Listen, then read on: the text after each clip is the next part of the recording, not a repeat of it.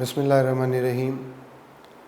अभी हम आज पढ़ेंगे लेक्चर 12 और इस लेक्चर 12 में हम इलेक्ट्रोकेमिस्ट्री के पेज 9 से शुरू करेंगे और इसमें ऑक्सीडेशन स्टेट और बैटरीज़ ये कवर करेंगे और इसके अलावा हम केमिकल काइनेटिक्स को मुकम्मल करेंगे। पेज 1 लेक्चर 12 रिएक्शन काइनेटिक्स एक कॉन्सेप्ट मैप है। एक पूरे चैप्टर को अगर ओवरव्यू करना चाहें तो अगर हम जल्दी से देखना चाहें कि इस चैप्टर में हम क्या पढ़ेंगे और किससे रिलेटेड है ये चैप्टर, तो इस चैप्टर में रिएक्शन काइनेटिक्स जो है वो मेनली डील करती है रेट ऑफ केमिकल रिएक्शन से and factors affecting rate of chemical reaction and mechanism. तो अगर हम इन शॉर्ट बात करें तो इसमें हम रेट ऑफ केमिकल रिएक्शन जो है वो डिस्कस करते हैं। अब रेट केमिकल रिएक्शन का कैसे मालूम किया जा सकता है, उसकी मेजरमेंट कैसे होती है, तो एक तो ग्राफ के ज़रिए से होती है, रेट ग्राफ के ज़रिए से। ग्राफ हम देखते हैं, ग्राफ का जो ग्रेडियंट होता है, जब ग्राफ में कर्व बनेगी जितनी ज़्यादा स्टीपर होगी, जितनी ज़्यादा तिरछी होगी ग्राफ, जब कंसंट्रेशन और टाइम का ग्राफ बनाएंगे जितनी ज़्यादा लाइन सीधी आएगी तिरछी होगी उतना रेट ज़्यादा होगा, जितनी लाइन फ्लैट हो जाएगी उतना रेट कम होगा। इसी तरह से रेट हम मेजर कर सकते हैं कि अगर हम रिएक्टेंट का वॉल्यूम जो है, अगर वो गैस है तो उसका वॉल्यूम नोट कर लें, हम उसके नंबर ऑफ मोल या मैस में जो चेंज आ रही है, उसके टेम्परेचर में जो चेंज आ रही है, उसकी पीएच में जो चेंज आ रही है, उसके कलर में जो चेंज आ रही है, वो with the passage of time वो नोट कर लें, तो इससे हमें रेट का अंदाज़ा हो जाता है। रेट ऑफ केमिकल रिएक्शन जो है वो किन बातों पे डिपेंड करता है, कंसंट्रेशन और रेट का क्या रिलेशनशिप है। तो इन जनरल तो यही है कि किसी रिएक्टेंट की कंसंट्रेशन बढ़ाएंगे तो उसका जो रेट है वो भी बढ़ जाएगा, क्योंकि जब कंसंट्रेशन बढ़ाएंगे तो जो रिएक्टेंट के मालिक्यूल्स हैं उनकी आपस में जो कोलिजन्स हैं वो बढ़ जाती हैं, और जब कोलिजन्स बढ़ जाएंगी तो रेट ऑफ रिएक्शन भी बढ़ जाएगा। इसी तरह से जो पार्टिकल साइज है उससे भी रेट चेंज होता है। अगर पाउडर फॉर्म में लेंगे रिएक्टेंट तो जितने पाउडर फॉर्म में लेंगे तो उसका सरफेस एरिया ज़्यादा होगा, रेट ऑफ रिएक्शन ज़्यादा होगा, और अगर वो लंप की फॉर्म में लेंगे तो कम पार्टिकल्स को मौका मिलेगा रिएक्शन करने का, तो रेट ऑफ रिएक्शन भी कम होगा। फिर कोलिजन थ्योरी है। कोलिजन थ्योरी में ये होता है कि जो रेट ऑफ रिएक्शन है ये डिस्क्राइब करती है कि किन बातों पर डिपेंड करती है। कोलिजन थ्योरी के मुताबिक ये हमें इससे पता चलता है कि किसी का rate of reaction activation energy पे डिपेंड करता है, टेम्परेचर पे डिपेंड करता है। कोलिजन थ्योरी जो रेट ऑफ केमिकल रिएक्शन को डिस्कस करती है उसके मुताबिक रेट ऑफ केमिकल रिएक्शन जो है, हर रिएक्शन की एक एक्टिवेशन एनर्जी होती है और ये वो एनर्जी बैरियर है जो रिएक्टेंट और प्रोडक्ट्स के दरमियान मौजूद होता है। इसी तरह से ये एनर्जी ऑफ एक्टिवेशन जो है वो कैटलिस्ट पे डिपेंड करती है। कैटलिस्ट यूज़ करने से एनर्जी ऑफ एक्टिवेशन कम हो जाती है। कैटलिस्ट एंजाइम्स भी होते हैं और बायोलॉजिकल सिस्टम में, लिविंग सिस्टम में यूज़ होते हैं। 35 से 40 डिग्री पे बेस्ट ऑपरेट करते हैं। बायोटेक्नोलॉजी में मुख्तलिफ ड्रग्स, फूड्स, एडिटिव्स इसी से बनाए जाते हैं एंजाइम्स को एज अ कैटलिस्ट यूज़ करके। फिर टेम्परेचर है, तो टेम्परेचर से भी रेट ऑफ रिएक्शन पे फ़र्क पड़ता है। टेम्परेचर ज़्यादा करने से रेट ऑफ रिएक्शन ज़्यादा होता है, चाहे रिएक्शन एक्सोथर्मिक हो चाहे रिएक्शन एंडोथर्मिक हो। टेम्परेचर इंक्रीज़ करने से रेट हमेशा इंक्रीज़ करता है। तो ऑन एवरेज अगर हम 10 डिग्री सेल्सियस टेम्परेचर इंक्रीज़ करें तो जो रेट ऑफ रिएक्शन है वो ट्वाइस हो जाता है। Page number 2 reaction kinetics mainly deal with the study of reaction rates and their mechanism and factors affecting the rate. Reaction kinetics में हम दो मेन टर्म्स हैं जो यूज़ करते हैं, दो मेन कॉन्सेप्ट हैं जो हम स्टडी करते हैं। एक है रेट ऑफ रिएक्शन और इस तरह से एक ऑर्डर ऑफ रिएक्शन है। रेट ऑफ रिएक्शन जो है वो रिलेटेड है with the time required for the completion of reaction, और रेट के हिसाब से रिएक्शन 3 हैं। फास्ट रिएक्शंस होते हैं, स्लो रिएक्शंस होते हैं और मॉडरेट रिएक्शंस होते हैं। ऑर्डर ऑफ रिएक्शन हमें ये बताता है कि number of steps which are involve in reaction and what is the mechanism of reaction. अब फास्ट रिएक्शन जो होते हैं उनमें फास्ट रिएक्शन, कब रिएक्शन फास्ट होते हैं इसको अगर हम समझना चाहें तो जब हम कंसंट्रेशन ज़्यादा लें रिएक्टेंट्स की तो रिएक्शन फास्ट हो जाते हैं। अगर गैसियस रिएक्शन है तो हाई प्रेशर पे रिएक्शन करेंगे तो फास्ट होगा, क्योंकि गैसियस रिएक्शन जो होता है उसमें गैस में जो गैस का प्रेशर होता है उसके नंबर ऑफ मोल्स के डायरेक्टली प्रोपोर्शनल होता है। फिर अगर पाउडर फॉर्म में लेंगे तो उसका लार्ज सरफेस एरिया होता है। हाई टेम्परेचर पे करेंगे तो रिएक्शन जो है वो फास्ट हो जाएगा। इसमें आमतौर पे जो एटम्स इन्वॉल्व होते हैं और आइंस इन्वॉल्व होते हैं, आयनिक रिएक्शन यूजुअली फास्ट होते हैं। स्लो रिएक्शंस होते हैं अगर हम कंसंट्रेशन कम करें, चूँकि सोल्यूशन में रिएक्शन होते हैं, रिएक्शन ज़्यादातर सोल्यूशन फॉर्म में होते हैं, तो फिर हम डाइल्यूट सोल्यूशंस जो है वो अगर ले लें, लो प्रेशर पे रिएक्शन करें गैसेस की सूरत में, ग्रेन्यूल्स लें, दानेदार शक्ल में रिएक्टेंट लें बजाय पाउडर फॉर्म के, लो टेम्परेचर पे करें। इसमें आमतौर पे जो नॉन पोलर मालिक्यूल्स होते हैं जैसे हाइड्रोकार्बन, बेंजीन, तो उनके रिएक्शन जो है वो स्लो होते हैं। मॉडरेट रिएक्शन तब होते हैं जब कोई ऐसे ऑर्गेनिक इनऑर्गेनिक मालिक्यूल्स हों जो लेस पोलर हों, जैसे अल्कोहल वगैरह हैं। इस पेज के सेकंड पार्ट में रेट ऑफ रिएक्शन कहते किसे हैं? रेट ऑफ रिएक्शन की डेफिनेशन है change in concentration of reactant और product with respect to time. यानी हमें दो बातें पता हों तो हम रेट ऑफ रिएक्शन बता सकते हैं। एक बात ये कि रिएक्टेंट के मोल कितने चेंज हो रहे हैं, कितने टाइम के अंदर चेंज हो रहे हैं, या प्रोडक्ट के। अगर एक से ज़्यादा रिएक्टेंट या एक से ज़्यादा प्रोडक्ट हैं तो हमें किसी एक रिएक्टेंट या किसी एक प्रोडक्ट के मोल में जो चेंज हो रही है with the passage of time, अगर वो पता चल जाए तो हमें रेट ऑफ रिएक्शन पता चल जाता है। इसकी एनालॉजी ऐसे डेवलप की जा सकती है कि जैसे अगर कोई बाइक पे कहीं पहुंचा है और अगर कोई उससे पूछे कि आप किस स्पीड से आए हैं, वो कहे 60 किलोमीटर पर आवर की स्पीड से, तो वो क्या आपने जो ऐनक पहनी है किस स्पीड से आई है, आपने जो जूते पहने हैं किस स्पीड से आए हैं, तो सारी चीज़ें एक ही स्पीड से पहुँची हैं, तो बाई पार्ट्स तो नहीं। तो इसमें बिल्कुल जिस तेज़ी से एक रिएक्टेंट कम होगा दूसरा भी उसी तेज़ी से कम होगा, और जिस तेज़ी से रिएक्टेंट कम होंगे उसी तेज़ी से प्रोडक्ट ज़्यादा होंगे। जितनी तेज़ी से एक प्रोडक्ट बनेगा दूसरा प्रोडक्ट भी उतनी तेज़ी से बनेगा। तो जो रेट ऑफ रिएक्शन है उसके लिए हमें कोई एक रिएक्टेंट या एक प्रोडक्ट जो आसान है हमारे लिए कैलकुलेट करना, जिसकी कंसंट्रेशन में चेंज, वो हमें उसकी कंसंट्रेशन में चेंज चाहिए विद पैसेज ऑफ टाइम। तो इसमें रिएक्शन है कि A plus B C plus D it gives. इसमें ये बताया कि जो विद पैसेज ऑफ टाइम जो रिएक्टेंट की कंसंट्रेशन वो डिक्रीज़ करती है और जो प्रोडक्ट की कंसंट्रेशन वो इंक्रीज़ करती है। और यूनिट जो है रेट ऑफ रिएक्शन के वो मोल पर डीएम क्यूब पर सेकंड होते हैं। और कितने मोल यानी 1 डीएम क्यूब सोल्यूशन के अंदर एक सेकंड में चेंज हो रहे हैं, और ये मोल पर डीएम क्यूब पर मिनट भी हो सकते हैं। और अगर गैसियस रिएक्शन है तो उसमें हम फिर एटमॉस्फेयर पर सेकंड या एटमॉस्फेयर पर मिनट लेते हैं। इसमें ये इम्पॉर्टेंट बात याद रखनी है कि रिएक्शन की टाइप्स बहुत सारी हो सकती हैं, रिएक्शन के ऑर्डर बहुत सारे हो सकते हैं, लेकिन रेट ऑफ रिएक्शन के यूनिट्स हमेशा यही रहेंगे, ये कभी चेंज नहीं होंगे, ये हमेशा मोल पर डीएम क्यूब पर सेकंड ही रहेंगे। रेट ऑफ रिएक्शन अगर रिएक्टेंट के वाले से बताएंगे तब भी डिक्रीज़ करेगा, प्रोडक्ट के वाले से बताएंगे तब भी डिक्रीज़ करेगा, रेट ऑफ रिएक्शन ओवरऑल बोलेंगे तब डिक्रीज़ करेगा। रेट ऑफ रिएक्शन एक एवर चेंजिंग पैरामीटर है, वक्त गुजरने के साथ साथ रेट हमेशा डिक्रीज़ ही करेगा।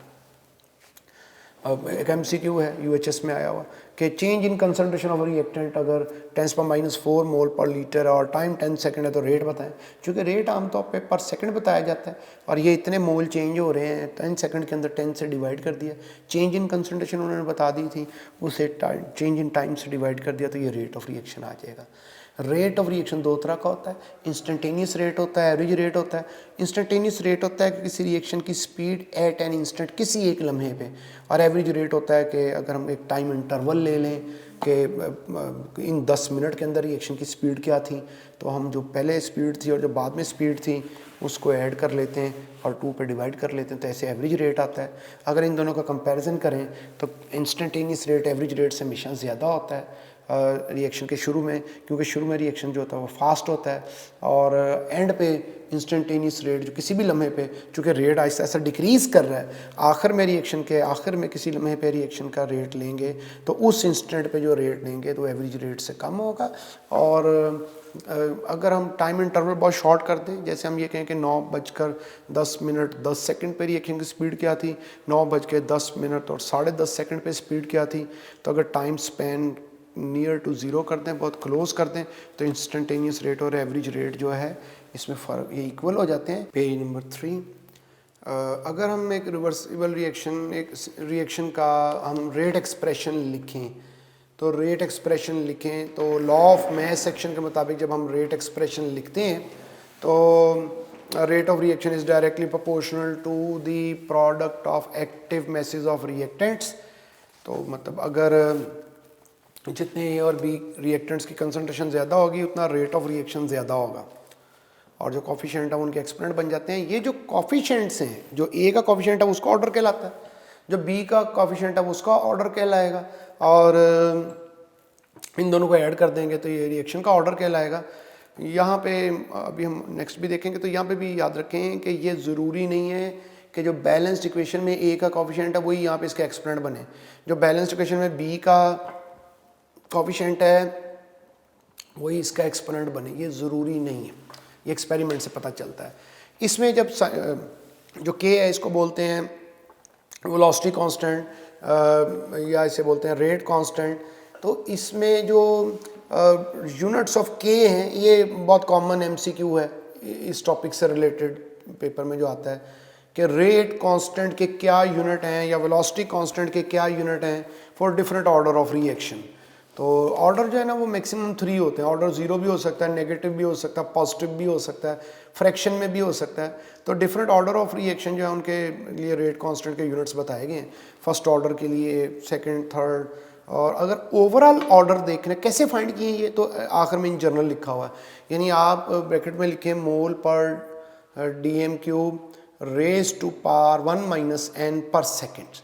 n ऑर्डर है तो जिस ऑर्डर का आपने यूनिट्स मालूम करने तो आप वो n पे लिख दें, यानी आपने फर्स्ट ऑर्डर के करने हैं तो n की जगह 1 लिख दें, तो 1 - 1 0, तो समथिंग रेज टू पावर 0 0 हो जाएगा, तो पर सेकंड बच जाएंगे सिर्फ। तो इस तरह से अगर शॉर्टकट में करना है तो इसको ज़हन में रखना है, ये एमसीक्यू में पूछे जा सकते हैं। ऑर्डर ऑफ रिएक्शन एक एक्सपेरिमेंटल वैल्यू है, ये रिएक्टेंट की कंसंट्रेशन पे डिपेंड करती है, प्रोडक्ट पे नहीं। और ऑर्डर ऑफ रिएक्शन जो सबसे स्लो स्टेप, अगर कोई ऐसा रिएक्शन है जिसमें मोर देन 1 स्टेप है तो जो सबसे स्लो स्टेप होगा उसके जो कॉफिशिएंट होंगे वो ऑर्डर ऑफ रिएक्शन डिसाइड करेंगे। फास्ट स्टेप जो होता है उसके कॉफिशिएंट जो है वो ऑर्डर ऑफ रिएक्शन जो है वो तय नहीं करते हैं, और ये 0, फ्रैक्शन, नेगेटिव कुछ भी हो सकता है, अभी हमने पढ़ा था। फिर ये देखो एक इक्वेशन लिखी है एक बात में एम्फसाइज करने के लिए कि ऑर्डर ऑफ रिएक्शन बताना है, तो ऑर्डर ऑफ रिएक्शन जो है सपोज करो ये रिएक्शन, इसका ऑर्डर ऑफ रिएक्शन m+n है।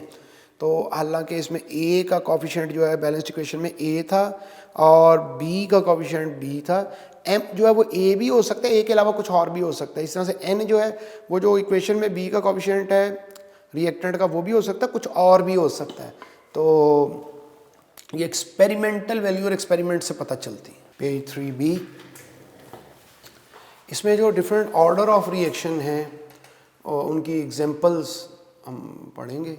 हमें बाज़ कोई एग्जांपल दे के पूछ लेते हैं कि बताइए ऑर्डर ऑफ रिएक्शन क्या है, या वाइस वर्सा। तो जीरो ऑर्डर रिएक्शन जो है, अमोनिया अगर डिकम्पोज करे हीट करने पे टंगस्टन की प्रेजेंस में, इस तरह से फॉस्फीन जो है डिकम्पोज करे हीट करने पे मोल्बिडिनियम की प्रेजेंस में, या HI डिकम्पोज करे और गोल्ड की प्रेजेंस में, तो ये ज़ीरो ऑर्डर है। अब अगर गोल्ड यहाँ पे नहीं होगा तो ये HI की जो डिकम्पोजिशन है ये सेकंड ऑर्डर रिएक्शन है। जैसा फोटोसिंथेसिस जो है वो ज़ीरो ऑर्डर रिएक्शन होता है। तो मतलब इसे ऐसे याद रखने का, अमोनिया, फॉस्फीन और HI जो है इनकी जो डिकम्पोजिशन है ट्रांजिशन मेटल्स की प्रेजेंस में, तो ये और जो फोटोसिंथेसिस है ये ज़ीरो ऑर्डर है। फर्स्ट ऑर्डर रिएक्शन N2O5 की डिकम्पोजिशन है। और सबसे इम्पॉर्टेंट बात यह है कि जो रेडियो एक्टिव डिसइंटीग्रेशन है, जितनी रेडियो एक्टिव डिसइंटीग्रेशन है सब फर्स्ट ऑर्डर रिएक्शन है। और SO2Cl2 की decomposition pseudo first order.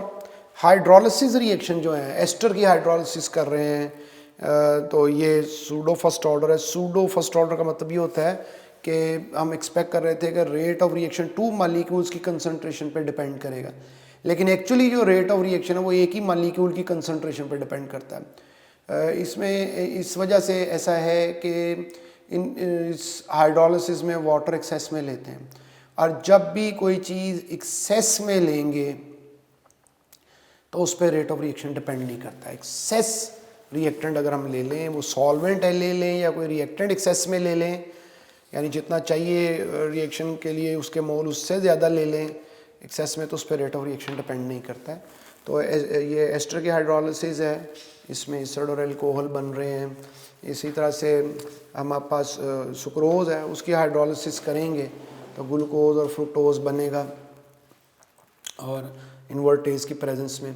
Second order reaction की एग्जांपल्स हैं, N2+O2 NO बन रहा है, चाई है। अब वहाँ पे गोल्ड की प्रेजेंस में था तो वो जीरो ऑर्डर है, और वैसे डिकम्पोजिशन सेकेंड ऑर्डर है। ओजोन की डिकम्पोजिशन, इसमें एक दिलचस्प बात यह कि अगर O3 के हवाले से देखें तो ये सेकेंड ऑर्डर है, अगर O2 के हवाले से देखें रिवर्स है तो ये negative order, overall first order reaction है। थर्ड ऑर्डर रिएक्शन की एक एग्जांपल है, ये बुक में इसको देखना है, इसमें एक स्लो स्टेप एक फास्ट स्टेप है। चूँकि रेट ऑर्डर जो स्लो स्टेप से तय होता है, और स्लो स्टेप में कोएफिशिएंट जो है KI के 2 और FeCl3 के 1 है, तो 2+1, तो ये थर्ड ऑर्डर रिएक्शन बना है। मैक्सिमम ऑर्डर होता है, इस तरह से NO और ऑक्सीजन मिलके तो ये थर्ड NO2 बनाते हैं, थर्ड ऑर्डर रिएक्शन है। फ्रैक्शनल ऑर्डर है, क्लोरोफॉर्म को जब क्लोरीन से रिएक्ट करते हैं तो ये फ्रैक्शनल ऑर्डर रिएक्शन, इसमें CHCl3 जो है वो फर्स्ट ऑर्डर है उसके हवाले से, और क्लोरीन के हवाले से ये फ्रैक्शनल ऑर्डर है। तो ओवरऑल इसका ऑर्डर 1.5 है। पेज 4, अगर हमने ऑर्डर फाइंड करना हो, और उसके कुछ MCQ इस तरह से भी डेवलप होते हैं कि हमें रिएक्टेंट की कंसंट्रेशन गिवन हो और हम कहें कि ऑर्डर फाइंड कर रेट भी गिवन हो। अब फर्स्ट MCQ में देखो A और B हैं और रेट है, A और B रिएक्टेंट हैं, तो ये एक्सपेरिमेंट, इसका मतलब है कि 3 दफ़ा दोहराया गया। एक दफ़ा ये रिएक्शन ऐसे किया गया है कि इसमें एक्सपेरिमेंट में कि A और B दोनों के 0.1 मोल लिए हैं और फिर रेट फाइंड किया है। एक दफ़ा ये है कि A के 0.2 मोल लिए हैं, B के 0.1 मोल लिए हैं, फिर रेट मालूम किया है, फिर मोल चेंज करके तो रेट फाइंड किया है। अब अगर हम ये देखें इन 3 एक्सपेरिमेंट्स को आपस में कंपेयर करें, तो अगर हम जो एक्सपेरिमेंट है फर्स्ट और सेकंड को कंपेयर करें, तो फर्स्ट और सेकंड को जब कंपेयर करेंगे तो फर्स्ट और सेकंड में देखें B की कंसंट्रेशन सेम है, B दोनों में 0.1 है, और A की कंसंट्रेशन डबल होगी। अब रेट को देखें, जैसे ही A की कंसंट्रेशन डबल हुई है तो रेट भी डबल हो गया, 2 से 4 हो गया। अब B की वजह से तो रेट चेंज नहीं हुआ, क्योंकि B तो फर्स्ट और सेकंड दोनों में जो है वो सेम था। तो A के मोल डबल हुए तो रेट भी डबल हो गया। इसे कहते हैं फर्स्ट ऑर्डर। अगर किसी के मोल डबल करें और रेट भी डबल हो जाए, ये फर्स्ट ऑर्डर होता है। तो ये फिर जो है वो A के हवाले से फर्स्ट ऑर्डर हो गया, और इसका मतलब A का एक्सपेरिमेंट 1 आ गया, रेट ऑफ रिएक्शन। फिर इसी तरह से देखें, अब अगर हम एक्सपेरिमेंट कंपेयर करें 1 और 3, तो 1 और 1 पहला और तीसरा एक्सपेरिमेंट कंपेयर करें तो A के मोल तो सेम है 0.1 0.1, B के मोल डबल हो गए 0.1 से 0.2 हो गए, तो जो रेट है वो भी डबल हो गया। तो अगेन B के हवाले से भी ये फर्स्ट ऑर्डर है, तो ओवरऑल जो है वो सेकंड ऑर्डर हो गया। फिर डाटा देखें कि A और B गिवन है और उसी तरह से A और B की कंसंट्रेशन है। अब कंपेयर करें, अब अगर पहले और दूसरे को कंपेयर करेंगे तो जैसे ही अब B के मोल तो सेम है और A के मोल डबल हुए हैं तो रेट भी डबल हो गया। रेट डबल हो गया तो A के हवाले से फर्स्ट ऑर्डर हो गया। अब पहले और तीसरे एक्सपेरिमेंट को कंपेयर करें तो पहले और तीसरे एक्सपेरिमेंट में A के मोल तो सेम है, B के मोल डबल हुए हैं। B के मोल डबल हुए हैं तो रेट डबल नहीं हुआ बल्कि 4 टाइम हो गया, 2 से 8 हो गया। 2 से 8 कैसे हुआ? 2 को 4 से मल्टीप्लाई करेंगे तो 8 होगा। अगर कभी किसी के मोल डबल करें, जैसे B के मोल पहले में एक्सपेरिमेंट में 0.1 थे और थर्ड एक्सपेरिमेंट में 0.2 थे, मोल डबल हो गए तो रेट जो है वो 4 टाइम हो जाए, वो 2 से 8 हो गया, तो ये सेकंड ऑर्डर होता है। सेकंड ऑर्डर होता है। अगर मोल डबल करे और रेट भी डबल हो जाए तो ये फर्स्ट ऑर्डर है। अगर मोल डबल करे और रेट 4 टाइम हो जाए तो ये सेकंड ऑर्डर है। तो B के वाले से सेकंड ऑर्डर है। तो ओवरऑल रिएक्शन का ऑर्डर फिर 1+2 थर्ड ऑर्डर हो गया। फिर डाटा देखें एक और क्वेश्चन का, तो इसमें अगर पहला और दूसरा एक्सपेरिमेंट कंपेयर करें तो पहले और दूसरे एक्सपेरिमेंट में वही B सेम है, A के मोल डबल हुए हैं तो रेट जो है वो डबल हो गया। तो A के वाले से ये जो है ना ये हमारे पास फर्स्ट ऑर्डर हो गया कि मोल अगर 2 से मल्टीप्लाई हो तो रेट भी 2 से मल्टीप्लाई हो गया। अब अगर फर्स्ट और थर्ड एक्सपेरिमेंट को देखें तो फर्स्ट और थर्ड एक्सपेरिमेंट को देखेंगे तो A के मोल तो सेम है, जब B के मोल 2 टाइम्स हो गए, 2 से मल्टीप्लाई हो गए, तो जो रेट है वो तो 2 ही रहा फर्स्ट और थर्ड का, रेट चेंज ही नहीं हुआ। इसका मतलब है B के हवाले से रेट चेंज ही नहीं हो रहा है, B पे रेट ऑफ रिएक्शन डिपेंड नहीं कर रहा है, तो ये फिर A पे ही कर रहा है। तो थे 2 रिएक्टेंट, डिपेंड सिर्फ एक पे किया, तो इसे हम कहेंगे ये सूडो फर्स्ट ऑर्डर रिएक्शन है। फिर H2I2 के हवाले से देख लें रिएक्शन है, तो इसमें भी वैसे ही आप कंपेयर कर लें, थोड़ा कॉम्प्लिकेट किया इसे कि कैसे आप जल्दी से प्रैक्टिस करेंगे इसे। पहले और दूसरे एक्सपेरिमेंट को कंपेयर करें, I2 की कंसनट्रेशन सेम है, हाइड्रोजन की कंसनट्रेशन डबल की है, तो पहले और दूसरे का रेट देखें तो वो भी डबल हो गया, तो इसका मतलब H2 के वाले से फर्स्ट ऑर्डर है। फिर पहले और तीसरे एक्सपेरिमेंट को देखें, पहले और तीसरे एक्सपेरिमेंट में हाइड्रोजन की कंसनट्रेशन सेम है, I2 की कंसनट्रेशन डबल है, तो जो रेट है पहले और तीसरे का कंपेयर करें तो वो भी डबल हो गया। तो इसका मतलब ये है कि ये उसके वाले से I2 के वाले से भी जो है वो फर्स्ट ऑर्डर है, तो ये ओवरऑल सेकंड ऑर्डर हो गया। तो अब एक ये कि रेट वर्सेस कंसंट्रेशन मुख्तलिफ ग्राफ हमें ग्राफ के ज़रिए से रिप्रेजेंट करते हैं। रेट वर्सेस कंसंट्रेशन ग्राफ हो तो हम ऑर्डर कैसे तय करते हैं, चूँकि ज़ीरो ऑर्डर रिएक्शन में कंसंट्रेशन चेंज होने से रेट चेंज ही नहीं होता, तो स्ट्रेट लाइन आएगी, तो उसमें कंसंट्रेशन चाहे बढ़ रही है तो रेट सेम रहता है, स्पीड चेंज नहीं होती, कंसंट्रेशन पे डिपेंड नहीं करती, तो वी गेट स्ट्रेट लाइन। तो एक ज़ीरो ऑर्डर रिएक्शन के लिए रेट और कंसंट्रेशन में ग्राफ इस तरह से आएगा कि concentration raise to power zero और रेट में जो ग्राफ बनाएंगे तो ऐसे होगा। अगर फर्स्ट ऑर्डर रिएक्शन है, सेकंड ऑर्डर है, थर्ड ऑर्डर है, तो हम आपस स्ट्रेट लाइन आएगी स्टार्ट फ्रॉम द ओरिजिन। अगर हम रेट और कंसंट्रेशन रेज टू पावर 1 और इसी तरह से rate concentration raise to power 2 और कंसंट्रेशन रेज टू पावर 3 और रेट में ग्राफ बनाएंगे तो वी गेट स्ट्रेट लाइन। तो इस तरह से ग्राफ अगर हमारे सामने दिए हो और हमने ये डिसाइड करना हो कि ऑर्डर क्या है, तो ऐसे हम डिसाइड करेंगे। पेज नंबर 5, इस पर हम देख रहे हैं कि हाफ लाइफ जो है, बहुत से MCQs हाफ लाइफ से रिलेटेड होते हैं, इंपॉर्टेंट टॉपिक है MCQ के लिए। हाफ लाइफ जो है किसी रिएक्टेंट की, उसका इनिशियल कंसंट्रेशन से क्या रिलेशनशिप है। तो पहले तो सिंपल ये कि हाफ लाइफ वो टाइम होता है जिसमें रिएक्टेंट की कंसंट्रेशन हाफ हो जाती है, जिसमें हाफ ऑफ द रिएक्टेंट जो है वो प्रोडक्ट में कन्वर्ट हो जाते हैं। हाफ लाइफ जो है वो 1/a⁻⁻⁻1 है। ए इनिशियल कंसंट्रेशन है रिएक्टेंट की, n जो है यहाँ पे ये ऑर्डर ऑफ रिएक्शन है। तो अगर अब ये इनमें क्या रिलेशनशिप है, तो हाफ लाइफ एक टेबुलर फॉर्म में इसे देख लेते हैं ताकि कुछ जेन में रहे। तो ज़ीरो ऑर्डर रिएक्शन जो है ना, उसकी अब n की जगह अगर ज़ीरो ऑर्डर है तो n ज़ीरो हो गया, तो 0 - 1 हो गया हाफ लाइफ, तो ये a⁻⁻1 हो गया। इसका मतलब है कि ज़ीरो ऑर्डर रिएक्शन में हाफ लाइफ इनिशियल कंसंट्रेशन पर डिपेंड करती। कैसे डिपेंड करती है, उसके डायरेक्टली प्रोपोर्शनल है। इनिशियल कंसंट्रेशन बढ़ेगी तो हाफ लाइफ भी बढ़ेगी। हाफ लाइफ बढ़ने का मतलब रिएक्शन स्लो हो जाएगा, हाफ लाइफ कम होने का मतलब रिएक्शन फास्ट हो जाएगा। साइन ऑफ प्रोपोर्शनैलिटी खत्म करेंगे तो half life is equal to a/2k। और इसका क्या फ़ायदा होगा, अगर k की वैल्यू दे दें तो हम हाफ लाइफ फाइंड कर लेंगे, और अगर रीअरेंज करके देखो इसे लिखें, अगर k is equal to a/2 into half life, तो अगर हाफ लाइफ बता दें तो रेट कांस्टेंट मालूम कर लेंगे। रेट कांस्टेंट के यूनिट भी लिख दिए, जो भी हम पहले पढ़ के भी आए हैं, ये उसी तरह के यूनिट है, वही यूनिट है सेम। तो इसी तरह से अगर फर्स्ट ऑर्डर रिएक्शन है तो फर्स्ट ऑर्डर रिएक्शन में n की जगह 1 आ गया, 1 - 1 0 a⁻0, तो इसकी हाफ लाइफ समथिंग a⁻0 1 होता है। इसकी जो हाफ लाइफ है वो इनिशियल कंसंट्रेशन पर डिपेंड ही नहीं करेगी, तो जो हाफ लाइफ है इज इक्वल टू 0.693/k हो जाएगा। और इसके यूनिट भी लिख दिए, इसमें भी रीअरेंज कर दिया इक्वेशन में कि अगर 0.639 को हाफ लाइफ से डिवाइड करोगे तो रेट कांस्टेंट आ जाएगा, 0.639 को रेट कांस्टेंट से डिवाइड करोगे तो हाफ लाइफ आ जाएगी।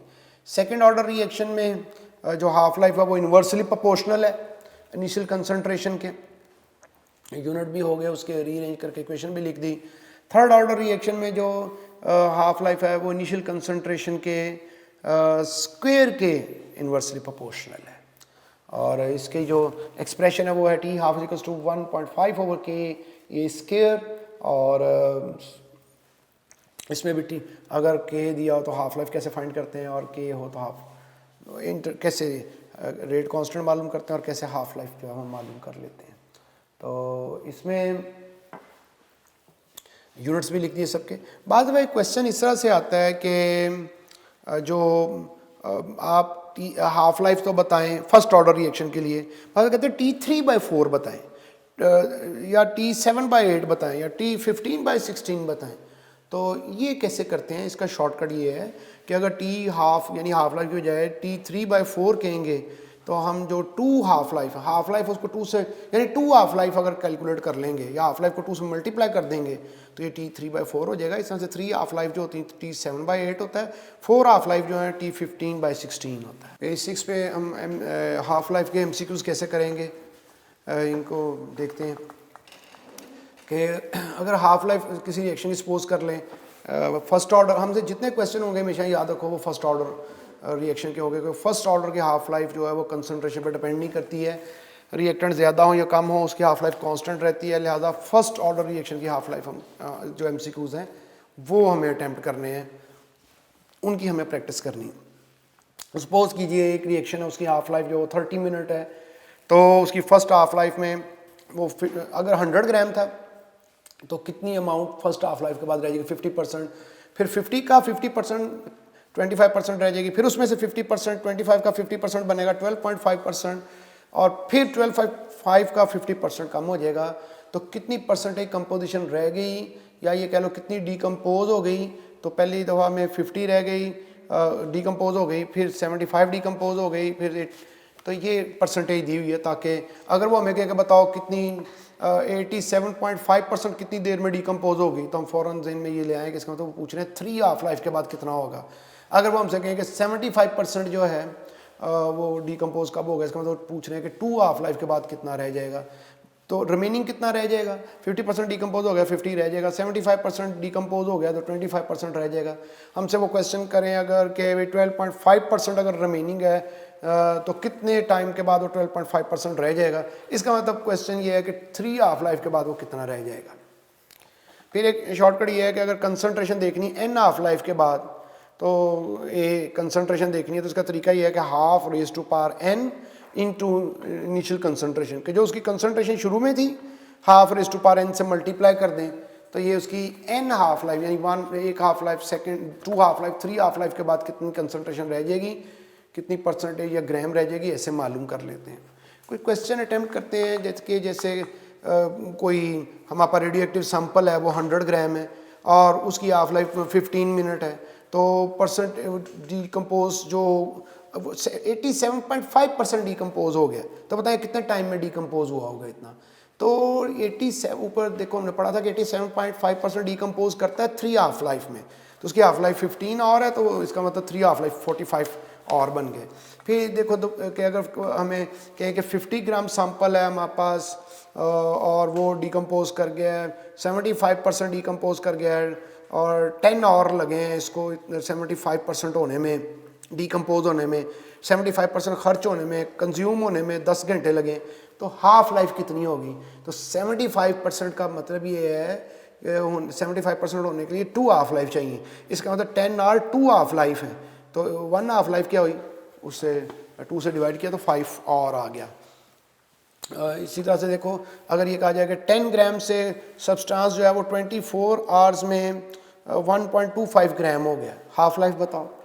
तो 10 ग्राम से 1.25 ग्राम हो 24 हाफ लाइफ है उसकी, तो 24 हाफ लाइफ है, तो अब 10 ग्राम है तो इसमें टोटल 24 आवर्स लगे हैं उसे 1.25 ग्राम होने के लिए, तो 1.25 ग्राम होने के लिए उसे 24 आवर्स लगे,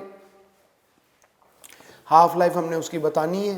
तो 10 ग्राम से अगर वो हाफ हुआ तो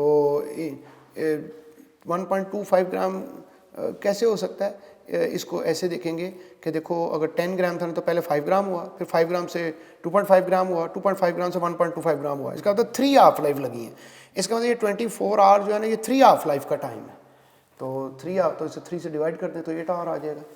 फिर आगे देखो half life, period and order of reaction. Half life और ऑर्डर ऑफ रिएक्शन में ग्राफ, अगर ग्राफ बता दें और रेट और कंसंट्रेशन में हमने देखा था, अगर हाफ लाइफ और इनिशियल कंसंट्रेशन में ग्राफ बनाए और उससे वो हमें कहें कि ऑर्डर बताओ, तो ज़ीरो ऑर्डर के लिए कैसे होगा, तो अगर हम इनिशियल कंसंट्रेशन ए और हाफ लाइफ में ग्राफ बनाएं तो स्ट्रेट लाइन आएगी। फर्स्ट ऑर्डर में चूँकि हाफ लाइफ कंसंट्रेशन पे डिपेंड नहीं करती है इसलिए स्ट्रेट लाइन आएगी। इस तरह से अगर सेकंड ऑर्डर के लिए है तो हाफ लाइफ और 1/a में, और इस तरह से अगर थर्ड ऑर्डर है तो 1/a के स्क्वायर के वो डायरेक्टली प्रोपोर्शनल होगी। ऑर्डर ऑफ रिएक्शन कैसे मेजर करते हैं, लार्ज एक्सेस मेथड है, हाफ लाइफ मेथड है, हिट एंड ट्रायल मेथड है, ग्राफिकल मेथड है, डिफरेंशियल मेथड है। हाफ लाइफ मेथड का फार्मूला ये है, जैसे हमें वो A1 A2 एक इनिशियल कंसंट्रेशन है, यानी एक दफ़ा एक एक्सपेरिमेंट A1 मोल लेके किया गया, फिर एक एक्सपेरिमेंट A2 मोल लेके किया गया। A1 मोल लिए तो उसकी हाफ लाइफ T1 थी, A2 मोल लिए तो उसकी हाफ लाइफ T2 थी, तो हमें वो कहते हैं कि ऑर्डर बताइए। तो फार्मूला अप्लाई करके इसका ऑर्डर फाइंड कर लेंगे। Page 7, determination of rate of reaction. हमने किसी रिएक्शन का रेट मालूम करना है, तो रिएक्शन का रेट मालूम करने का तरीका ये है कि हमें change in concentration per unit time का अंदाज़ा हो। हमें ये अंदाज़ा हो कि रिएक्शन का जो रिएक्शन के अंदर किसी एक रिएक्टेंट या किसी एक प्रोडक्ट की कंसंट्रेशन जो है, रिएक्शन में किसी एक रिएक्टेंट या किसी एक प्रोडक्ट की कंसंट्रेशन जो है रिएक्शन में, वो वक्त के साथ कैसे चेंज हो रही। अब वो जो कंसंट्रेशन में चेंज हम नोट करना चाहते हैं, उसके फिज़िकल मेथड भी हैं और केमिकल मेथड भी हैं। फिज़िकल मेथड में ये है कि सबसे पहले एक रिएक्शन है, उस रिएक्शन में कोई एक रिएक्टेंट या प्रोडक्ट अगर ऐसा है जो कि लाइट एब्जॉर्ब कर सकता है, अल्ट्रावायलेट लाइट कोई लाइट एब्जॉर्ब कर सकता है, किसी एक रिएक्टेंट या किसी एक प्रोडक्ट में ये एबिलिटी है, तो हम क्या करते हैं कि हम अब सपोज करें रिएक्टेंट है, ए से प्रोडक्ट बन गया, तो ए जो है ना वो ए प्लस बी प्रोडक्ट बन गया, तो ए जो है ना वो लाइट एब्जॉर्ब कर सकता है। तो हम वो जो लाइट एब्जॉर्प्शन है ना वो नोट कर रहे हैं, यानी एक सोर्स से लाइट जा रही है, बीकर में से लाइट पास कर रही है, तो उसी तरफ जो है वो डिटेक्टर से पता चल रहा है लाइट कितनी पहुंच रही है। शुरू में रिएक्टेंट ज़्यादा होंगे तो ज़्यादा लाइट एब्जॉर्ब हो जाएगी और डिटेक्टर तक लाइट कम पहुंचेगी। आहिस्ता आहिस्ता जो है ए कम होता जाएगा, डिटेक्टर तक लाइट ज़्यादा जाती जाएगी।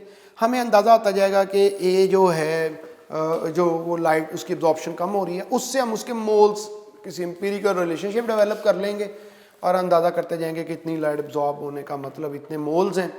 तो और वक्त के साथ साथ जो है वो हमें जो उसके मोल्स में चेंज आएगी वो नोट कर लेंगे। तो इस फिज़िकल मेथड्स में हम रिएक्टेंट या प्रोडक्ट की कोई एक फिज़िकल प्रॉपर्टी सेलेक्ट कर लेते हैं, और वो जो फिज़िकल प्रॉपर्टी सेलेक्ट कर लेते हैं फिर वो देखते हैं कि वक्त के साथ कैसे चेंज हो रही, और जब वो देखते हैं कि वक्त के साथ कैसे चेंज हो रही है और उसको फिर नोट करते हैं। कंडक्टोमेट्री है ये, इसमें कंडक्टेंस मालूम करते हैं। आयनिक रिएक्शंस इसमें स्टडी करते हैं, जितने आयन ज़्यादा होंगे उतनी कंडक्टेंस ज़्यादा होगी। डायलैटोमेट्री मेथड है, इसमें चेंज इन वॉल्यूम नोट करते हैं आमतौर पर गैसीय स्टेट के लिए।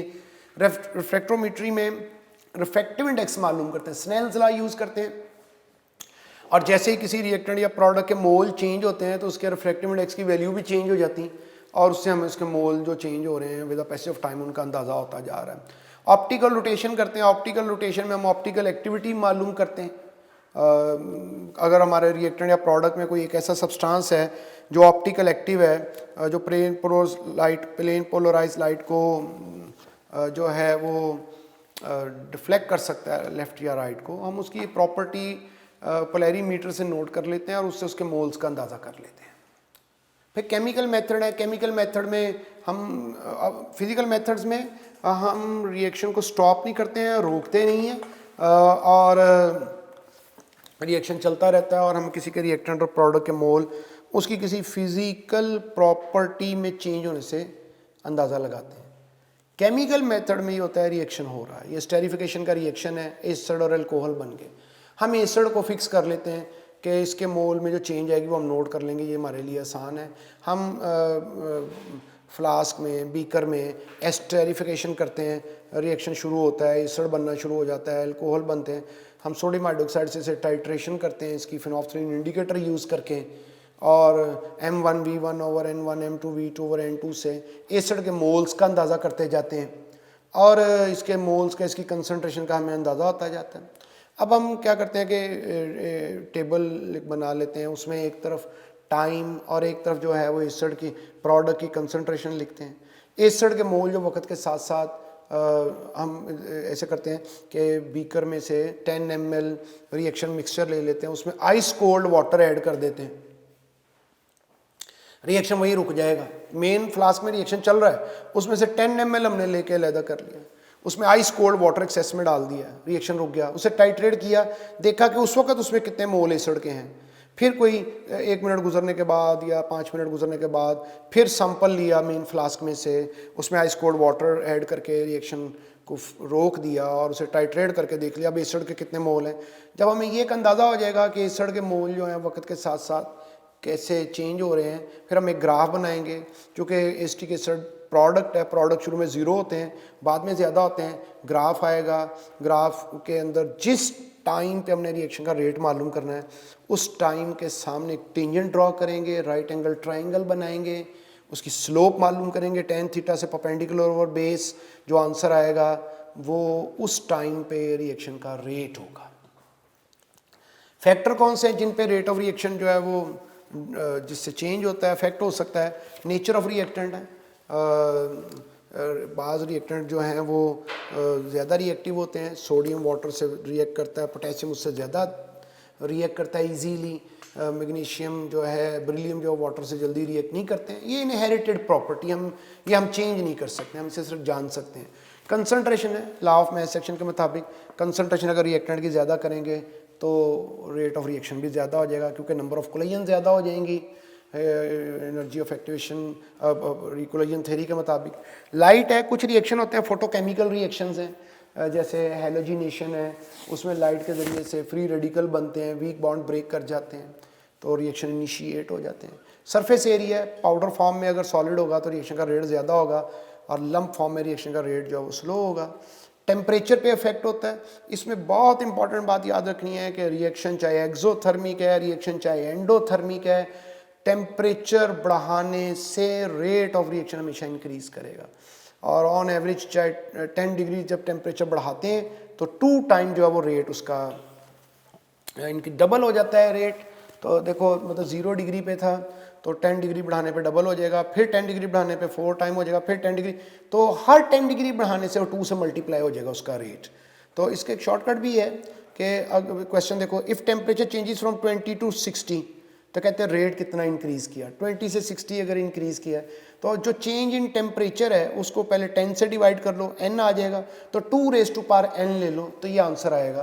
तो देखो इसको डेल्टा टी जो चेंज इन टेम्परेचर 40 था, 10 से डिवाइड किया 4 हो गया, अब 2⁴ तो ये 16 टाइम्स इसका रेट जब इंक्रीज़ करेगा।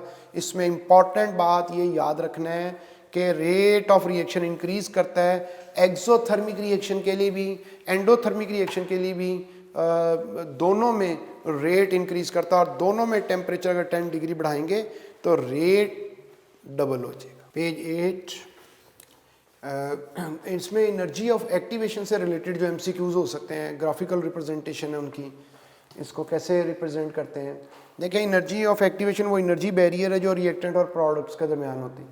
कोई भी रिएक्शन है चाहे एंडोथर्मिक चाहे एक्सोथर्मिक, उस रिएक्शन के लिए एनर्जी ऑफ एक्टिवेशन चाहिए होती। अब पहले ग्राफ को अगर आप देखें तो इसमें रिएक्टेंट प्रोडक्ट में गए हैं और इसकी जो एनर्जी ऑफ एक्टिवेशन है प्रोडक्ट की वो 80 है और जो एनर्जी ऑफ एक्टिवेशन जो है रिएक्टेंट की वो हम आपका 50 है और कहते हैं डेल्टा एच बताएं।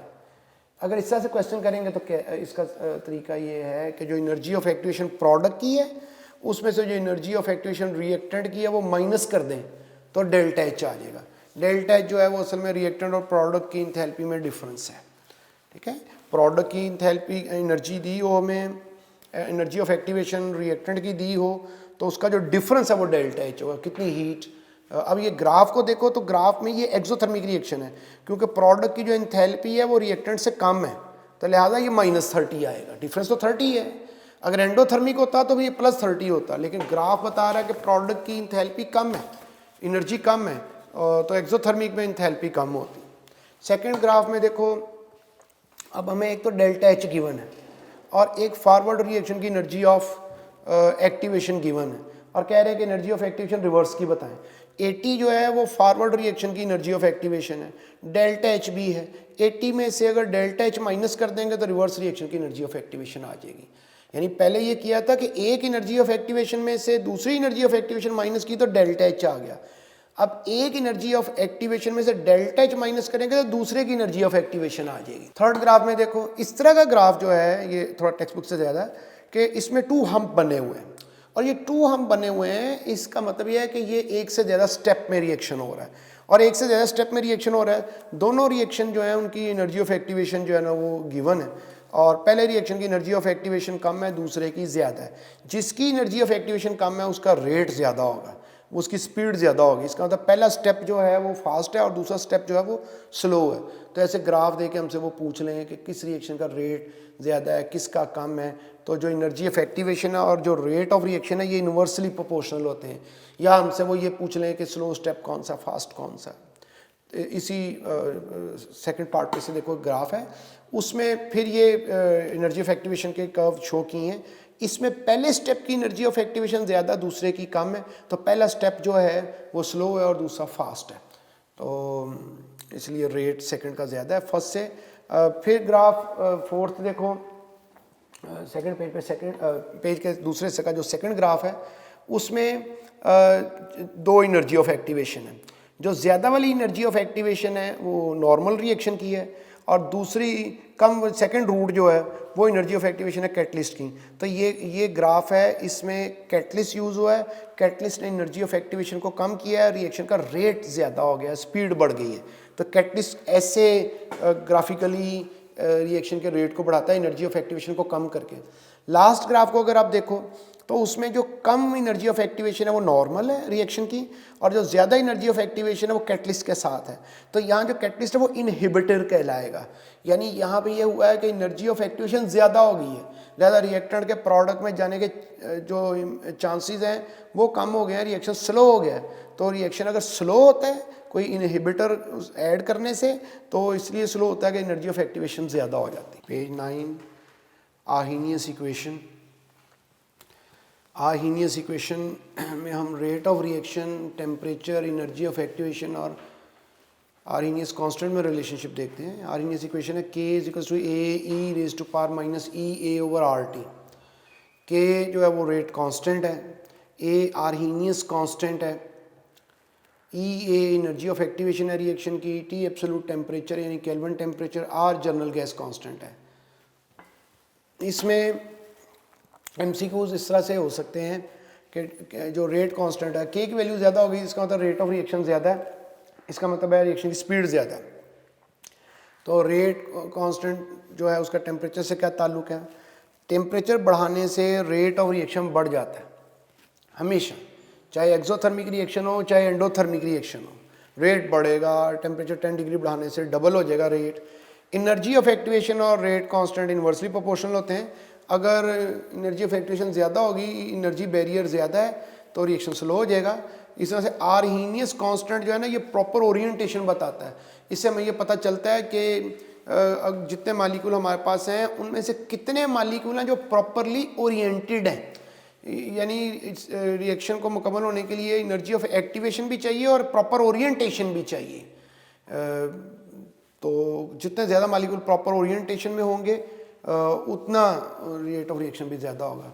फिर इसमें स्लोप, इस आर्हीनियस इक्वेशन को यूज़ करते हुए जब हम स्लोप मालूम करते हैं, स्लोप का फार्मूला -EA/2.303R है, और एनर्जी ऑफ एक्टिवेशन मालूम करनी हो तो वो होता है माइनस स्लोप इंटू 2.303R, और जो स्लोप के यूनिट्स हैं वो होते हैं केल्विन।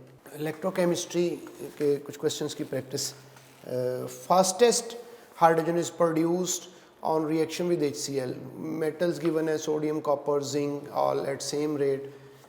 इसमें हम ऐसे देखेंगे कि फास्टेस्ट रिएक्शन जो है तब होगा जब वो मेटल एसिड से रिएक्ट करेगी जिसका रिडक्शन पोटेंशियल नेगेटिव में होगा या मोर नेगेटिव रिडक्शन पोटेंशियल होगा। जितना ज़्यादा नेगेटिव रिडक्शन पोटेंशियल होगा ऐसे कह लें, या जितना कोई मेटल इलेक्ट्रोकेमिकल सीरीज़ में पोजीशन में अबव होगी हाइड्रोजन से, उतना वो आसानी से हाइड्रोजन को रिप्लेस करेगी, एसिड हो या वाटर हो, और उतना जल्दी रिएक्शन होगा। तो इसमें सोडियम इसका आंसर है। कॉपर तो हाइड्रोजन प्रोड्यूस ही नहीं करेगी HCl से, क्योंकि कॉपर जो है वो इलेक्ट्रोकेमिकल सीरीज़ में हाइड्रोजन से बिलो है। तो जिंक करेगी, लेकिन उसके सोडियम जिंक से ऊपर है, इसलिए उसका रिएक्शन फास्ट होगा। इस तरह MCQ ऐसे सॉल्व करते हैं। EMF या सेल पोटेंशियल या EMF सेल की कैलकुलेट करनी, इसे सेल पोटेंशियल भी बोलते हैं। E0 का होता है standard cell potential, electromotive force. तो हमें गिवन है 2 हाफ सेल और उनके रिडक्शन पोटेंशियल गिवन है। हमेशा जो वैल्यूज़ हमें गिवन होंगी वो रिडक्शन पोटेंशियल की होंगी, क्योंकि IUPAC रिकमेंडेशन ये है कि जो इलेक्ट्रोड पोटेंशियल है वो रिडक्शन पोटेंशियल में हमें डिस्क्राइब करना है, बताना है। ये कि अगर किसी का रिडक्शन पोटेंशियल हमें मालूम हो तो हम उसका ऑक्सीडेशन पोटेंशियल भी मालूम कर सकते हैं उसका साइन चेंज करके। जैसे ये जिंक का रिडक्शन पोटेंशियल लिखा हुआ है, अभी जेन में ये आ सकता है कि भी कैसे पता चला ये रिडक्शन पोटेंशियल है, तो आप इक्वेशन को देखो तो उसमें इलेक्ट्रॉन गेन हो रहे हैं, जिंक आइंस भी इलेक्ट्रॉन गेन कर रहे हैं, मैग्नीशियम आइन भी इलेक्ट्रॉन गेन कर रहे हैं, तो ये रिडक्शन पोटेंशियल है। अगर हम प्लस 0.76 वोल्ट कर दें तो ये जिंक आइंस का ये जिंक का ऑक्सीडेशन पोटेंशियल बन जाएगा। रिडक्शन पोटेंशियल होता है आइन का और ऑक्सीडेशन पोटेंशियल होता है एलिमेंट का। तो बार ये हमें इसको MCQ पे दोबारा आते हैं। अगर सेल पोटेंशियल मालूम करना है इस तरीके से किसी का, हमें रिडक्शन पोटेंशियल की वैल्यूज़ गिवन है, तो हम सेल पोटेंशियल इक्वल होता है oxidation potential plus reduction potential. तो दोनों के रिडक्शन पोटेंशियल को कंपेयर करें, किसका रिडक्शन पोटेंशियल कम है। और जब इंपॉर्टेंट बात यह है कि जब कंपैरिजन करना है तो नेगेटिव साइन को साथ मिला के पढ़ना है।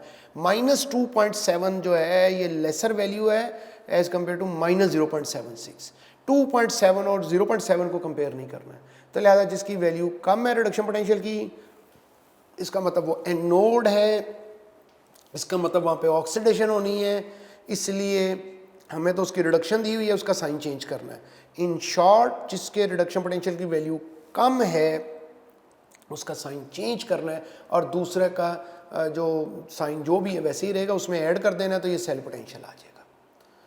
और इलेक्ट्रोड देखिए, इलेक्ट्रोड जो हैं वो एक टर्म यूज़ होती है active electrode, inert electrode. Inert electrode वो होते हैं, इलेक्ट्रोड एनोड और कैथोड को बोलते हैं, कि जो खुद पार्टिसिपेट नहीं करते हैं। तो प्लेटिनम ग्रेफाइट इसकी एग्जांपल है, इसमें एनोड पे ऑक्सीडेशन होगी, कैथोड पे रिडक्शन होगी। यानी कोई भी इलेक्ट्रोड हो, कोई भी आइन हो, कोई भी कंडीशन हो, याद रखें एनोड पे हमेशा ऑक्सीडेशन होती है, कैथोड पे हमेशा रिडक्शन होती है। तो जो इलेक्ट्रोड एक्टिव इलेक्ट्रोड है उनमें सिल्वर, कॉपर, जिंक ये खुद पार्टिसिपेट करने लगते हैं। इसमें भी एनोड पे ऑक्सीडेशन होती है, लेकिन इसमें एनोड पे ऑक्सीडेशन ऐसे होती है कि एनोड जिस मेटल का बना होता है वो मेटल डिजॉल्व होना शुरू होती है। यानी जिंक है तो जिंक रॉड है, जिंक प्लेट है तो जिंक आइंस बन के सोल्यूशन में दाखिल होती जाएगी, और वो जो प्लेट है उस थिन हो जाएगी, उसका वेट रिड्यूस हो जाएगा। कैथोड है वहाँ पे रिडक्शन होती है, उसमें मेटल आइंस इलेक्ट्रॉन गेन करेंगे, मेटल आइंस इलेक्ट्रॉन गेन करेंगे सोल्यूशन में से, मेटल आइन इलेक्ट्रॉन गेन करेंगे और रॉड के ऊपर डिपॉजिट हो जाएंगे। वो कैथोड वाली जो रॉड है वो उस वेट गेन करेगी और वो थिक होती जाएगी वक्त के साथ साथ। तो एक्टिव इलेक्ट्रोड ये होते हैं कि इलेक्ट्रोड इस तरह से रिडक्शन सोल्यूशन में से कोई आइन आया और मेटल के ऊपर, प्लेट के ऊपर डिपॉजिट होता गया, इकट्ठा होता गया, तो ये रिडक्शन है। यानी इसमें ऑक्सीडेशन स्टेट अपेरेंट चार्ज है जो किसी एटम पर हो सकता है, किसी आइन और कंपाउंड के अंदर। आइन है जैसे सल्फेट आइन है, फॉस्फेट आइन है, उसमें फास्फोरस का जो अपेरेंट चार्ज है उसे बोलते हैं ऑक्सीडेशन स्टेट। ऑक्सीडेशन स्टेट और ऑक्सीडेशन नंबर एक ही बात है, इंटरचेंजेबल टर्म्स है, कुछ रूल्स हैं। फ्री स्टेट में एलिमेंट होगा तो ऑक्सीजन स्टेट 0 होगी। होमोटॉमिक मालिक्यूल हैं ऐसे भी बोलते हैं इसे, उनकी भी ऑक्सीजन स्टेट 0 होगी। एलिमेंट जहाँ पे भी लिखा होगा उसकी ऑक्सीजन स्टेट 0 होगी। हाइड्रोजन की ऑक्सीजन स्टेट अगर तो एलिमेंट है तो 0 ही होगी। हाइड्रोजन अगर किसी मेटल से रिएक्ट करी, फर्स्ट ग्रुप और सेकेंड ग्रुप की मेटल से, तो आयनिक बॉन्ड बनाएगी, तो तब हाइड्रोजन की ऑक्सीजन स्टेट एक एटम की -1 होती है। ऑक्सीजन स्टेट जब रिपोर्ट की जाती है तो हमेशा पर एटम की जाती है, और अगर हाइड्रोजन कोवलेंट बॉन्ड बना रही है, कोवलेंट हाइड्राइड है, तो हाइड्रोजन की एक एटम की ऑक्सीजन स्टेट +1 होती है। CH4 है, इसमें 4 हाइड्रोजन है, तो +1 × 4 तो ये +4 हो जाएगा। अब ऑक्सीजन है, ऑक्सीजन की ऑक्सीजन स्टेट -1 भी है, +½ भी है, -2 भी है, +2 भी है। तो ये अगर नॉर्मल ऑक्साइड है तो उसमें -2 होती है ऑक्सीजन के एक एटम की ऑक्सीजन स्टेट। पर ऑक्साइड में एक एटम की -1, सुपर ऑक्साइड में -½ मालिक्यूल के तौर पे लिखेंगे तो 0, और OF2 में +2। क्योंकि ऑक्सीजन स्टेट प्लस होगी कि माइनस होगी, इसका फैसला इस बात से होता है कि जो मोर इलेक्ट्रोनेगेटिव एलिमेंट होता है वो उसकी ऑक्सीजन स्टेट हमेशा नेगेटिव होती है। ऑक्सीजन की इलेक्ट्रोनेगेटिविटी प्रोडिक टेबल में सेकंड नंबर पे है, और फ्लोरीन की इलेक्ट्रोनेगेटिविटी ऑक्सीजन से ज़्यादा होती है।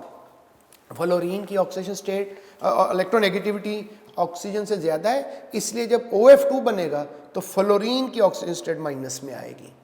तो ये कुछ एग्जांपल्स भी हैं Na2O2 जैसे। तो देखो सोडियम पहले ग्रुप से है, उसमें तो कोई एक्सेप्शन नहीं है, वो तो हमेशा +1 होती। तो एक एटम की +1 है और 2 सोडियम एटम है तो टोटल +2 हो जाएगी। तो ऑक्सीजन के 2 एटम के लिए जो है -2, तो एक एटम के लिए -1। तो अब नीचे ग्रुप्स के ज़रिए से डिस्कस की है। पहले ग्रुप की ऑक्सीजन स्टेट हमेशा +1, सेकंड की हमेशा +2, क्योंकि ये मेटल है, मेटल की इलेक्ट्रोनेगेटिविटी कम होती है, लिहाजा ये हमेशा प्लस में ही रहेंगी। थर्ड ग्रुप की +3 और -3 दोनों हो सकती हैं। ग्रुप 4 में 0, -2, +2, -3 प्लस, ये सारी जो ऑक्सीजन स्टेट बताई हुई हैं ये कार्बन से रिलेटेड है। तो वगरना इस ग्रुप के एलिमेंट ज़्यादातर +2 या +4 शो करते हैं। इस तरह से +5 है तो उसकी ग्रुप 5 के एलिमेंट्स क्या ऑक्सीजन स्टेट शो कर सकते हैं, -3, +3, +5। ग्रुप 6 के हैं तो -2, +2, +4, +6 एग्जांपल्स भी दी हुई हैं। याद रहे कि जो मैक्सिमम ऑक्सीडेशन स्टेट कोई एलिमेंट शो कर सकता है वो उसके ग्रुप नंबर के इक्वल होती है और मिनिमम होती है ग्रुप नंबर -8। यानी कि हम ये कहें कि थर्ड ग्रुप की ऑक्सीजन स्टेट की रेंज क्या है, तो ग्रुप नंबर है 3 + 3 इसकी मैक्सिमम ऑक्सीजन स्टेट है और मिनिमम क्या हो सकती, तो ग्रुप नंबर 3 है तो 3 - 8, तो ये हमारे पास -5। तो जो मिनिमम ऑक्सीडेशन स्टेट है ग्रुप नंबर -8 और मैक्सिमम जो ग्रुप नंबर है। और वेरिएबल ऑक्सीडेशन स्टेट जो है ना वो शुरू होती है ग्रुप 5 से ऑनवर्ड। पेज 10 ग्रुप 7 ए हेलोजन्स हैं, इनकी ऑक्सीजन स्टेट -1 से +7 तक हो सकती है। एग्जांपल्स हैं ऑक्सी एस्टर्स हैं हेलोजन्स के। हेलोजन नोबल गैसेस की ऑक्सीजन स्टेट यूजुअली 0 होती है क्योंकि वो इलेक्ट्रॉन गेन और लॉस नहीं करते हैं। लेकिन अगर कंपाउंड फॉर्म करें तो आर्गॉन और क्रिप्टॉन +2 में, जबकि जीनॉन जो +2 से +8 तक एक रेंज है ऑक्सीडेशन स्टेट की। एक क्वेश्चन ऐसे हो सकता है कि ऑक्सीजन स्टेट से रिलेटेड कि किसकी ऑक्सीजन स्टेट सबसे कम है या डिफरेंट है। तो कुछ एग्जांपल्स की हुई हैं ताकि थोड़ी प्रैक्टिस हो जाए। सोडियम के मुख्तलिफ सल्फेट सल्फाइड लिए हैं, इनमें ऑक्सीडेशन स्टेट सबकी बताई है, कैलकुलेट की है। सोडियम पहले ग्रुप से उसकी +1 होगी कि एटम की।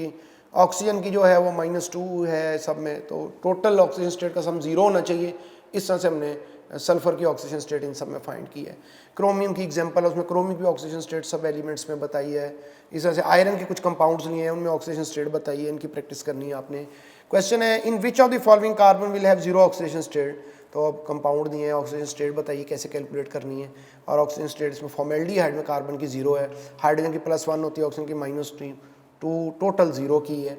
अगर मीथेन से अल्कोहल, एल्केन से अल्कोहल, अल्कोहल से एल्डिहाइड और कार्बोक्सिलिक एसिड और कार्बन डाइऑक्साइड की तरफ जाएं तो याद रखें ये ऑक्सीडेशन होती है, और अगर रिवर्स आएंगे तो ये रिडक्शन है। तो जितना राइट साइड पे जाएंगे उतना ज़्यादा ऑक्सीडेशन होगी। फिर क्वेश्चन है how much electrons change occurs when in case of methane converted into carbon dioxide. तो कितनी चेंज आ गई है। तो मीथेन में कार्बन की ऑक्सीजन स्टेट -4 है, कार्बन डाइऑक्साइड में +4 है। चेंज ऐसे देखते हैं कि initial minus final, initial oxygen state -4 थी, फाइनल जो है वो +4 है, तो दोनों का डिफरेंस फाइंड किया तो आंसर -8 आ गया। क्वेश्चन ऐसे भी हो सकता है। फिर देखो KMnO4 है, हमें वो कहेंगे KMnO4 in a reaction changes into K2MnO4 MnO2 Mn2O3 MnSO4, और पूछेगा हाईएस्ट रिडक्शन किस में हुई है। जिसमें सबसे रिडक्शन होती है गेन ऑफ इलेक्ट्रॉन, जिसमें सबसे ज़्यादा ऑक्सीडेशन स्टेट का डिफरेंस होगा उसमें सबसे ज़्यादा इलेक्ट्रॉन गेन होंगे, उसमें हाईएस्ट रिडक्शन होगी। तो जो प्रोडक्ट है उनमें हम सबकी ऑक्सीजन स्टेट मालूम कर लेते हैं। सबसे ज़्यादा जो डिफरेंस है वो MnSO4 की सूरत में, लिहाजा वही हमारा आंसर है। अब डिफरेंट जो बैटरीज़ हैं, मॉडर्न बैटरीज़ हैं, सेल्स हैं, उनका कंपैरिजन है। इसके MCQ बन सकते हैं। इसमें नोड किस कौन है, कैथोड कौन है, कितने वोल्टेज की ये बैटरी है, इसमें इलेक्ट्रोलाइट कौन है, एल्कलाइन बैटरी है। तो ये रेडी रेफरेंस के लिए इनको आपने देखना है और इनके नोड कैथोड ख़ास तौर पे जहन में रखना है। पेज 11 और इस पे अब मॉडर्न बैटरीज़ का एक और कंपैरिजन है। इसमें हम ये देख रहे हैं कि बाज़ टर्म बोलते हैं प्राइमरी सेल और सेकेंडरी सेल। तो एग्जांपल्स दी हैं कौन से प्राइमरी सेल हैं, कौन से सेकेंडरी। प्राइमरी सेल कहते हैं जो नॉन रिचार्जेबल हैं, जिनको दोबारा यूज़ नहीं किया जा सकता, डिस्पोज कर देते हैं। सेकेंडरी सेल बोलते हैं जो रिचार्ज हो सकते हैं दोबारा, उनमें निकेड है, फ्यूल सेल है, लेड एकमुलेटर है। अब ये जो फ्यूल सेल हैं, इन फ्यूल सेल में ख़ास बात इंपॉर्टेंट ये याद रखनी है कि ये कोई अराउंड 500 डिग्री सेल्सियस ये ऑपरेट करते हैं, इससे बिलो पे नहीं करते हैं। इनमें जो चार्ज है वो स्टोर नहीं किया जा सकता, इसलिए इसको डेली लाइफ में रूटीन में यूज़ भी नहीं किया जाता। तो इसमें जो ऑप्शन है हमारे पास कैथोड पे हमेशा ऑक्सीजन होगी और एनोड पे हाइड्रोजन, मीथेन, अमोनिया और हाइड्रोजीन हो सकते हैं। इसके नतीजे में, रिएक्शन के नतीजे में वाटर भी प्रोड्यूस होता है जो एस्ट्रोनॉट्स भी यूज़ करते हैं स्पेस में। यही तरीका यूज़ होता है इलेक्ट्रिसिटी प्रोड्यूस करने का। एक प्रैक्टिस के लिए आखिरी क्वेश्चन देख लें, which produce same electrolytic products as produce by sodium sulphate. कि अगर सोडियम सल्फेट का एक्वस सोल्यूशन है और उसकी हम इलेक्ट्रोलिसिस कर रहे हैं तो आप बताइए जो उससे प्रोडक्ट बनेंगे वो किससे बनेंगे। तो सोडियम सल्फेट एक्वस होगा ना, तो सोडियम आइन होंगे और हाइड्रोजन आइन होंगे। सोडियम आइन और हाइड्रोजन के मुकाबले में हाइड्रोजन ही इलेक्ट्रॉन गेन करेंगे, और सल्फेट और हाइड्रोक्साइड आइन के मुकाबले में हाइड्रोक्साइड आइन इलेक्ट्रॉन लॉस करेंगे और ऑक्सीजन बनेगी। अब बाकी सबके प्रोडक्ट लिख दिए कि सिल्वर क्लोराइड है हमारे पास, कॉपर सल्फेट है, ये सब एक्वस हैं और इन सब के एक्वस सोल्यूशन है। तो इसमें जो सोडियम सल्फेट से मैच कर रहा है वो डेल्टा है। हमने चैप्टर 11 रिएक्शन काइनेटिक्स मुकम्मल कर लिया और इसके साथ ही लेक्चर 12 के बाद हमारी बुक 1 जो है वो कंप्लीट हो गई है। आप इसकी ख़ुद भी प्रैक्टिस कीजिए। अल्लाह ताला आपके लिए आसानियाँ पैदा करें। अपना ख्याल रखिए।